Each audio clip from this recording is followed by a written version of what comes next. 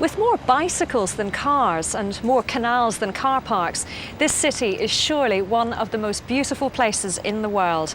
Welcome to Amsterdam for tonight's Songs of Praise.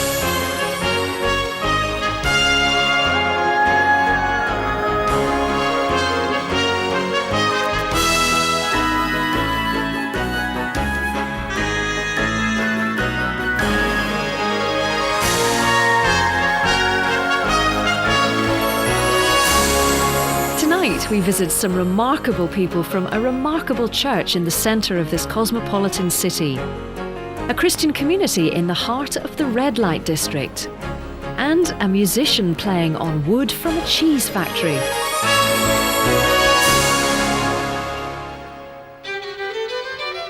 Windmills, water and tulips from Amsterdam. That's the popular image of the Netherlands.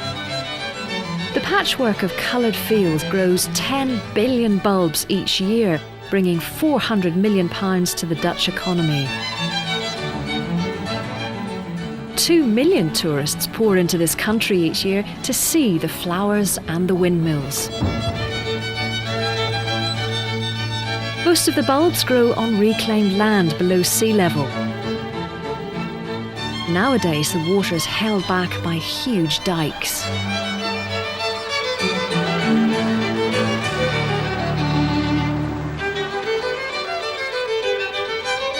But the Dutch have made good use of the water. In Amsterdam, they've built their city around a labyrinth of canals. And there are also many hidden gems to be found behind the small streets.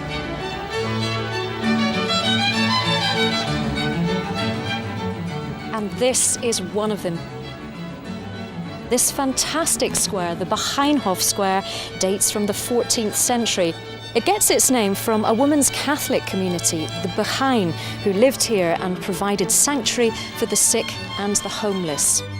The church in the middle here was their chapel until the Reformation, or the Adjustment, as they call it here. And then in 1607, the church was given to the English-speaking community living in Amsterdam for their place of worship. Apart from the war years, it's been used for English language services ever since. And it's here that we've come for our Amsterdam Songs of Praise.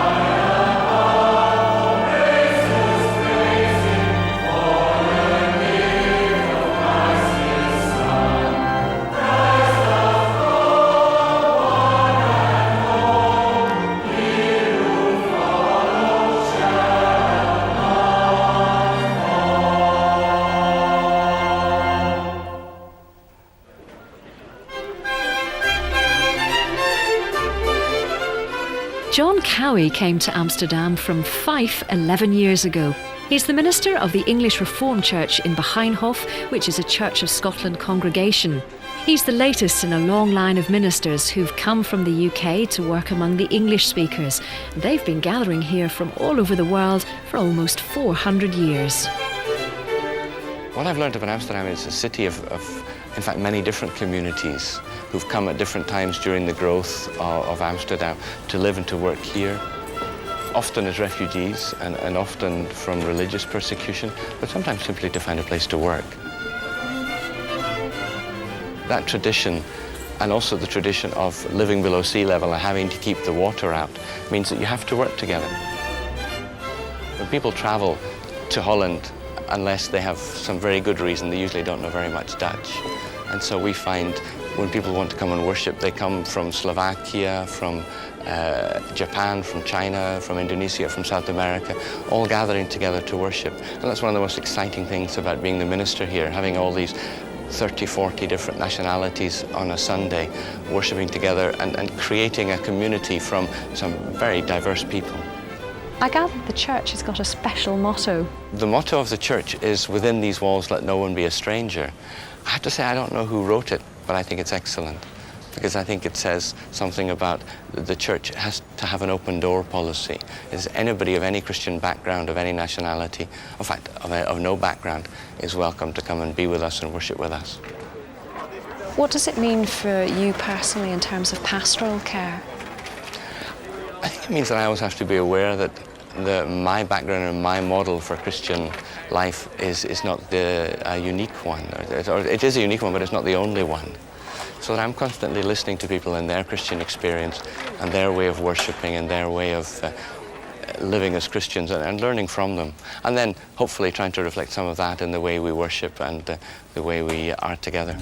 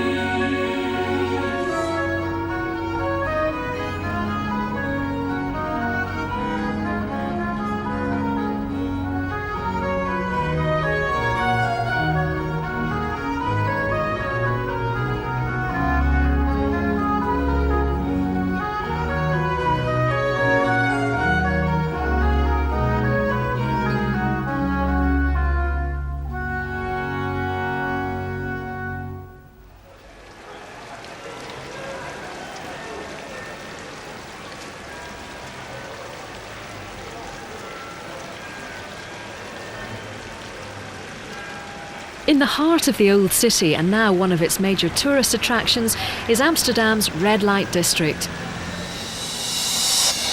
Day and night, the streets are packed with the curious, looking at the shops, theatres and houses where sex has been traded as a commodity for hundreds of years. 45 years ago, this house became home to a community of Christians of all denominations. They live and worship together and provide a home for guests who need sanctuary. If people come here the first time to this area, they see a lot of the sex industry, they see a lot of drugs and a lot of very strange and bad things happening. But in fact, this area is also a very Christian area. The oldest church of Amsterdam is here. There's another church, there's the Salvation Army who work here and have their church here. There are 2 sister congregations from the Roman Catholic Church who live here, and we also. So we are one of the several chapels in this area. This is a very Christian area where a lot of Christians do a lot of good things. And it is also a very bad area where all things happen which are not particularly good.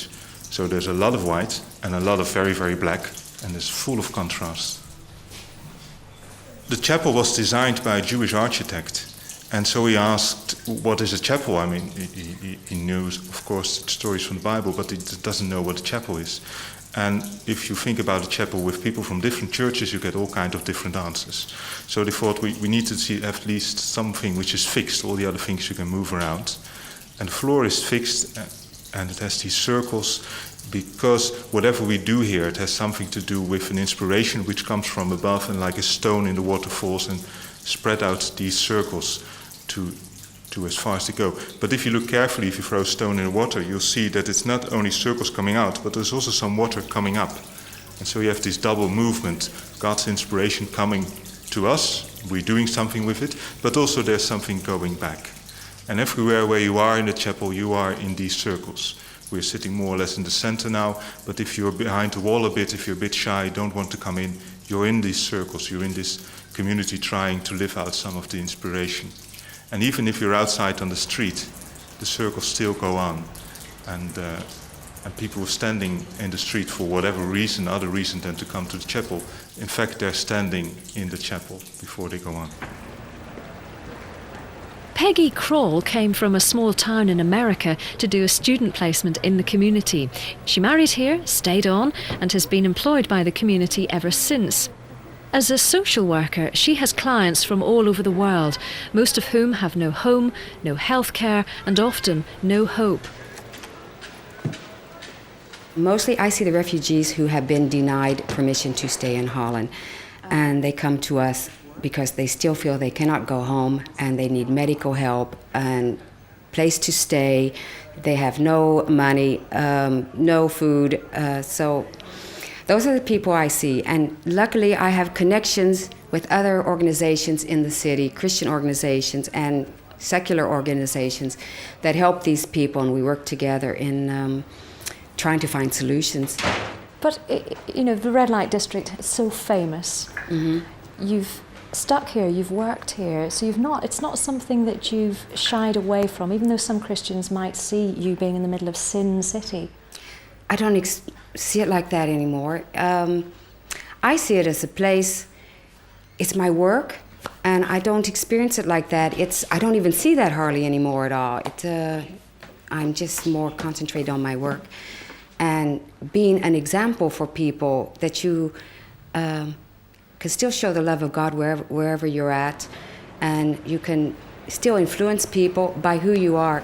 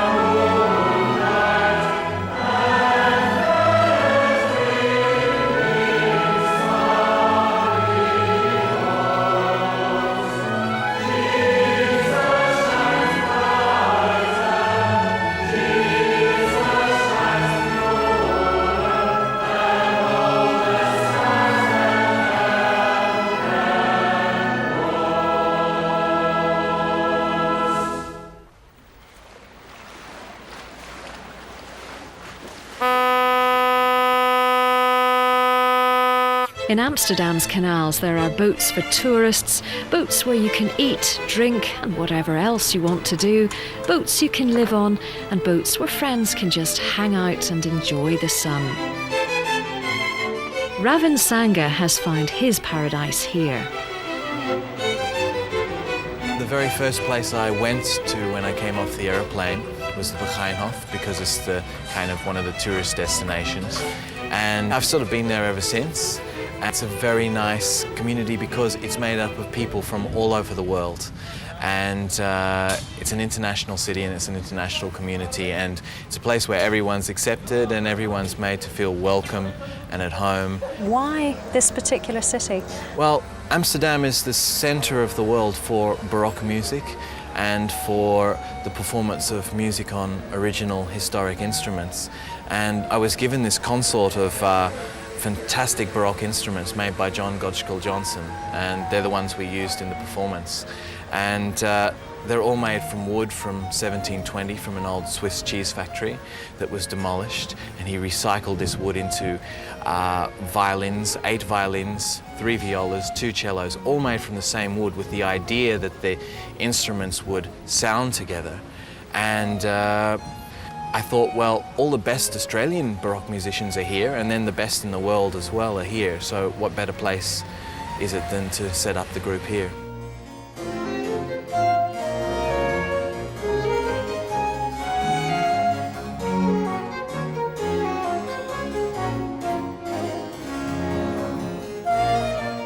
I was basically brought up a Christian by my mother, but my father is Sikh, which is an Indian religion. So I used to, when I was a young child, go to temple and also go to church. And then when I was in university, I would sing in the cathedral choir. And then when that was finished, I'd go off to temple and play Indian music. So I had a sort of multicultural background.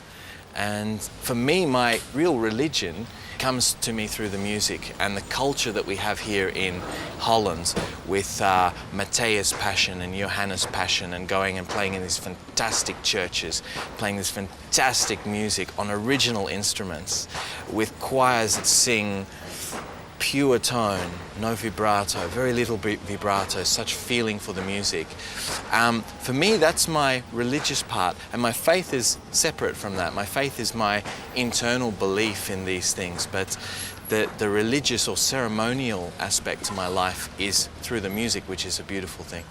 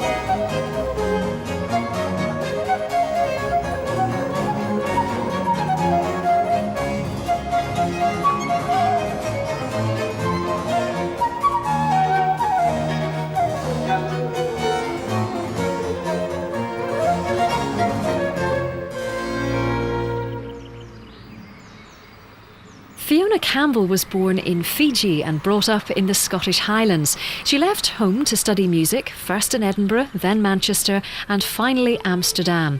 She now makes her living here, playing in the Netherlands Chamber Orchestra and by teaching.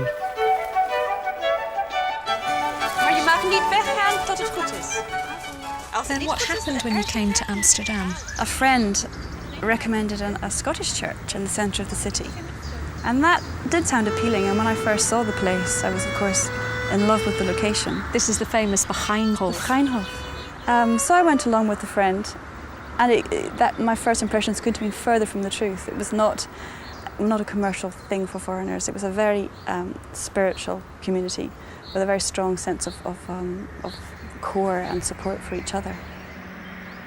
My parents didn't have us baptised, giving us the choice to choose which way we wanted to go. And over the years I could imagine myself being baptised, and somehow the arrival here and the church and just agreeing with so much of what I was hearing, and it was striking a chord regularly. I did decide to make the decision to be baptised, and then I was asked to become a deacon of the church, which was a role which I took on very gladly. But I have to say it's a very anybody-dominated community. Anybody who's got initiative or ideas are able to contribute, because we're just the people. It's God that we're here for, and that's what we're about. Silence my soul, resist the voices that clamor for the peace you hold alone.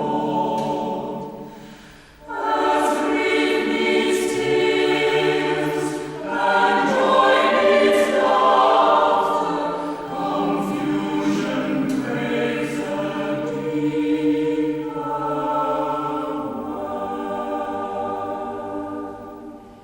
silence my soul, forget your restlessness, to seek its peace and stuck in God's own will. My grateful home, which you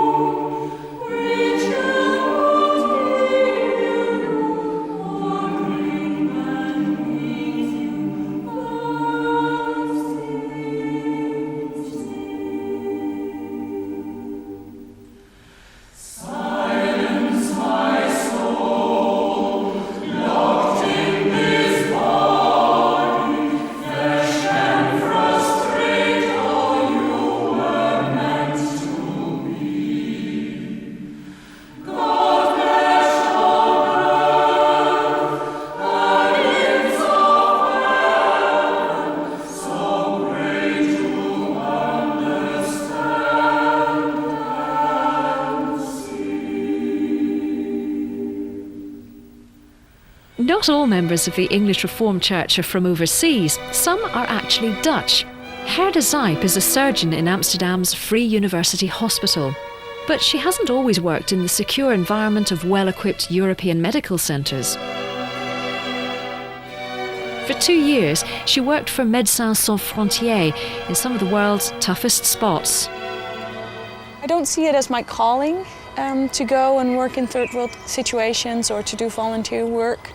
But yeah, I was raised in a very Protestant family where it is important to do something useful with your life, and where it's not important what kind of car you drive or whether you've got the latest cell phone, or some of it must be an influence from childhood, but I think it's also simply what I wanted to do.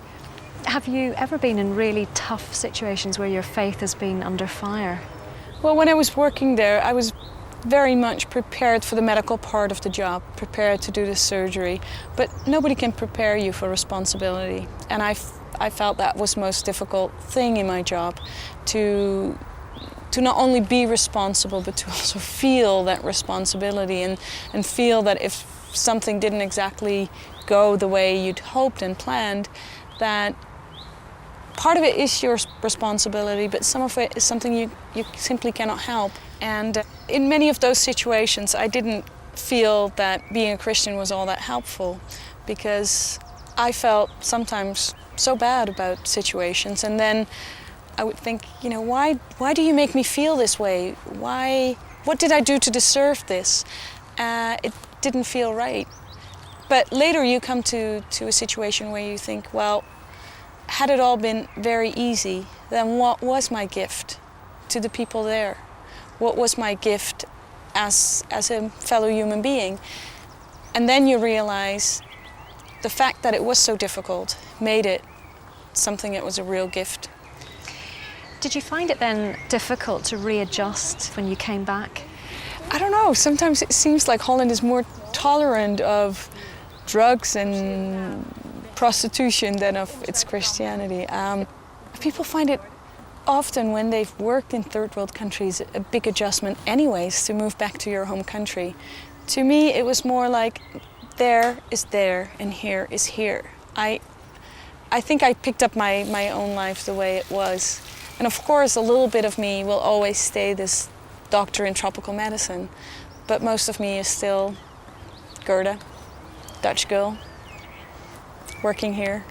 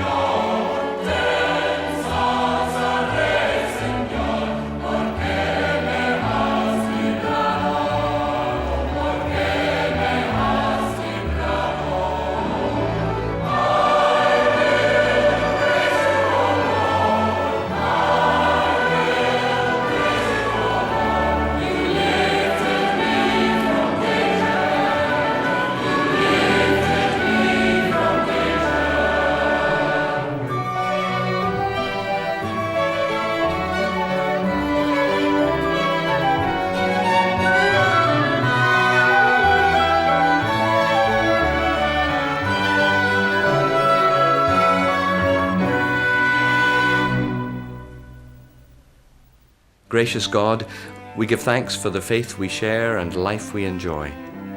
We give thanks for the creativity we share in the building up of friendships, in the work of hands and hearts and minds. We give thanks for your presence with us and for your people. Make us generous with our gifts and talents and time. Strengthen us in the art of living, in both our private and our public lives. And as we live in the freedom of our faith in Jesus Christ, help us to realize again the blessings of creation and life in your world. Amen. Well, whether you're on the fringes or in the centre of life, wherever you're from, wherever you are in your journey of faith, Amsterdam has a way of welcoming you, of drawing you in, that's both unique and extraordinary.